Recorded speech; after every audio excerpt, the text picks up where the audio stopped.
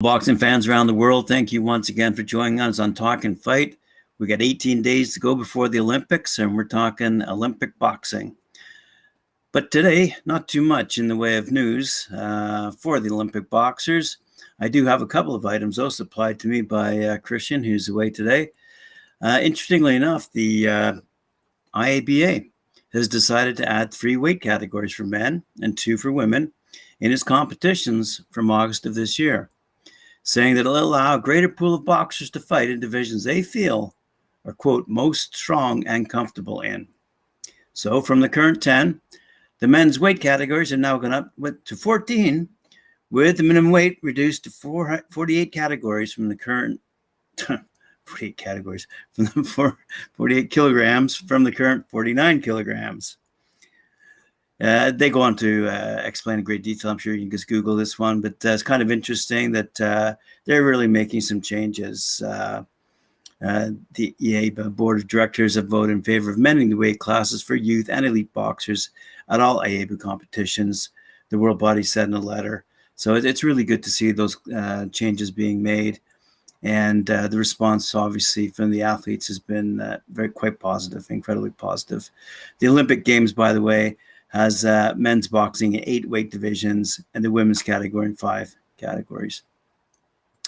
In other news, we have a boxer who's on the refugee team currently in Trinidad and Tobago.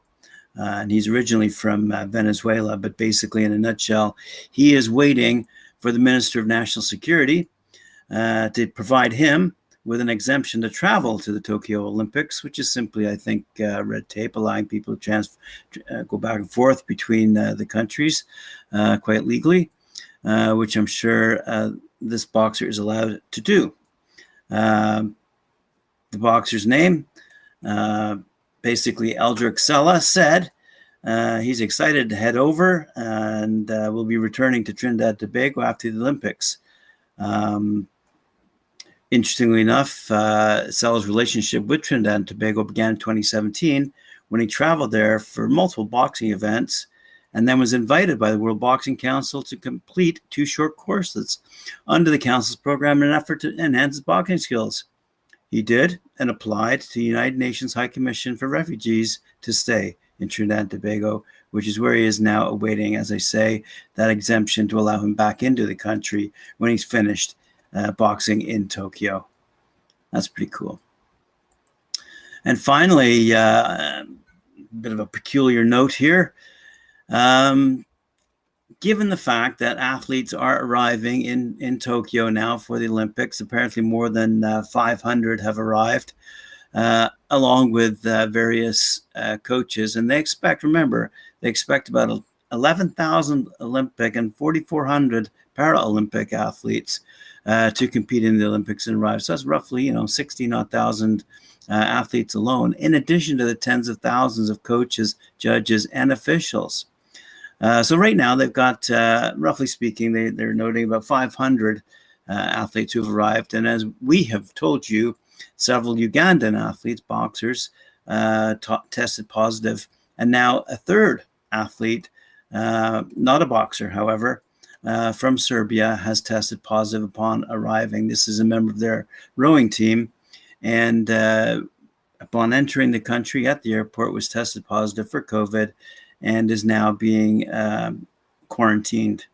The remainder of the team actually has been told that their training camp in Nanto, central Japan, has been canceled.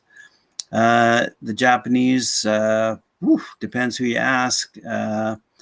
For example, the former Prime Minister of Japan, Shinzo Abe, who lobbied to land the Olympics, has lashed out at those opposing the games, calling them anti-Japanese. But in Tokyo itself, the city reported 518 new cases on Sunday, marking the 15th straight day that infections have increased from levels of a week earlier. So Tokyo officials are concerned about COVID. They are pretty rigid and stringent in testing athletes as they arrive into the country, and have found those who are suffering from symptoms of COVID and then setting them aside.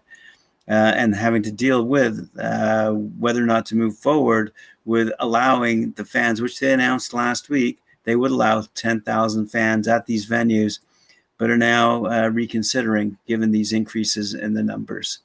Anyway, that's all the news that's fit to print today regarding boxing and the Olympics. And I look forward to seeing you tomorrow. Thanks for joining me.